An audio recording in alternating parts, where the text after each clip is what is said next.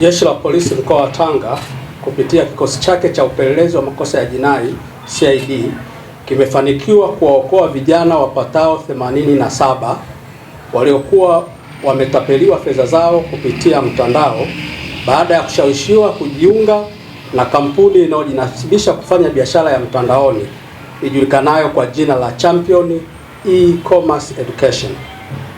Katika tukio hiyo imebainika kuwa vijana hao walihamasishwa kujiunga na kampuni hiyo kwa ahadi ya kupata utajiri wa haraka kupitia biashara za mtandaoni.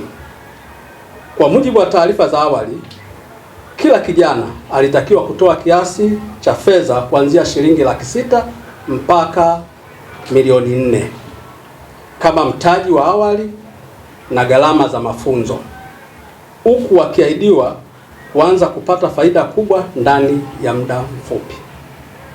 Pia vijana hao wamekuwa wakiishi katika mazingira yasiyoridhisha, huku wakiendelea kupatiwa mafunzo yanayodaiwa kuwajengea uwezo wakisubiri kupata utajiri huo walioahidiwa.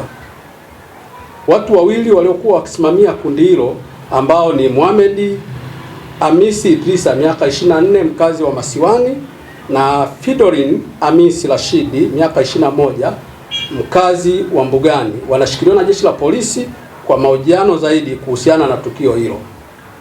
Jeshi la Polisi mkoa wa Tanga linatoa wito kwa wananchi kuwa makini na uwekezaji unaohusisha ahadi za kupata faida kubwa kwa muda mfupi bila kuwa na taarifa sahihi, na kama kweli kampuni imesajiliwa na mamlaka halali.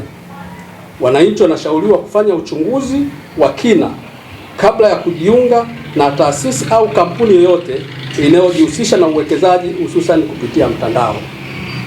Uchunguzi wa tukio hilo unaendelea na hatua kali za kisheria zitachukuliwa dhidi ya wote watakaobainika kuhusika na utapeli wa aina hii. Asanteni.